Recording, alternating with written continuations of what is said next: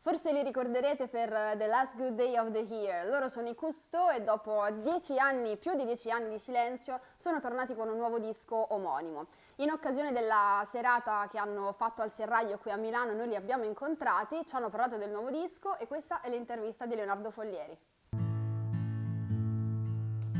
We decided to get back together again after 10 years. We sort of divorced, really. We fell out for a little bit, and we reconnected. We reconnected on the subject of it was Rodriguez, wasn't it? Yeah. And that's how we got talking again. And as we rekindled our friendship, we decided to do what we do best, CousteauX. Yeah, right? Yeah, it's true. That we when we first started off this project, CousteauX, many years ago, we fell in love with the early Rodriguez records, and we used to play it all the time when we rehearsed. And so, when Searching for Sugar Man came out, it was it sort of thawed any coldness between us, and so we wrote Facebook messages, and then it was very quick that one of us said, we used to do a magic thing, why don't we do it again? You're alive, I'm still alive, let's do that great thing again. And so it just happens organically. I think time is great like that. It makes foolish things appear small. Well said. This rhythm, it's not my killer's fault. So we're back now with a large X at the end of our name, and it's there to signal many things.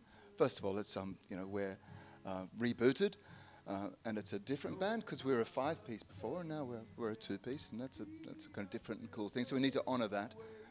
We want to separate ourselves from the CousteauX society. Though we love the commandant and his work, his family don't like our band, and so we stuck a big X at the end of it, because we're ex-CousteauX actually as well. Yeah.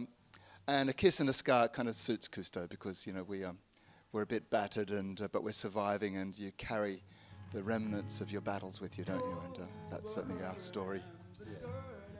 Yeah, what he said, but to elaborate on the CousteauX Society, the Jacques Cousteau's family are a sort of a large multinational organisation, and they take great heed in anybody using the name, and they threatened to sue us basically. So we stuck an X on the end because there is a branch of the Cousteau name in France with an X. It's the same pronunciation. So it was, it was what he said, to signal the new birth of this thing, but also to not get our asses sued.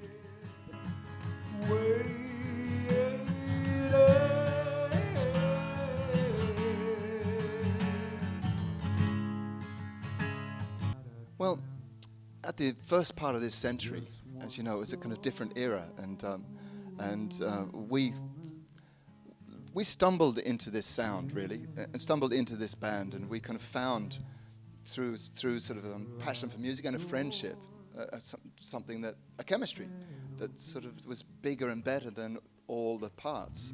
And in the very beginning, nobody wanted to know about CousteauX. We couldn't get signed, and we were difficult because we weren't hip hop and we weren't metal and we weren't kind of, we weren't. We just played this sort of very simple kind of music, really, and with kind of with old-fashioned instruments. And so there was a sort of an optimistic time, I think, around 2000. It felt like a new century was dawning, and that song, Last Good Day of the Year, just slotted into the zeitgeist really nicely, I think, and it was just the right song for that time. And I think if that song came out now, it wouldn't be the same, because it was just a very 2001, 2002 thing, and so we just. It opened up people's enjoyment of the albums and the I guess the deeper parts of the CousteauX experience, and we just followed it around the world and had a great time. Italy and kind of in America, and people loved it, and people felt it really deeply, and so we just enjoyed that. But then we were growing up as individuals and having young families, and that's a sort of tension with music, and so we decided to go into families for a while. And although What do you think? Is that what you recommend? Well, I've got nothing to add to that. That's a perfect answer.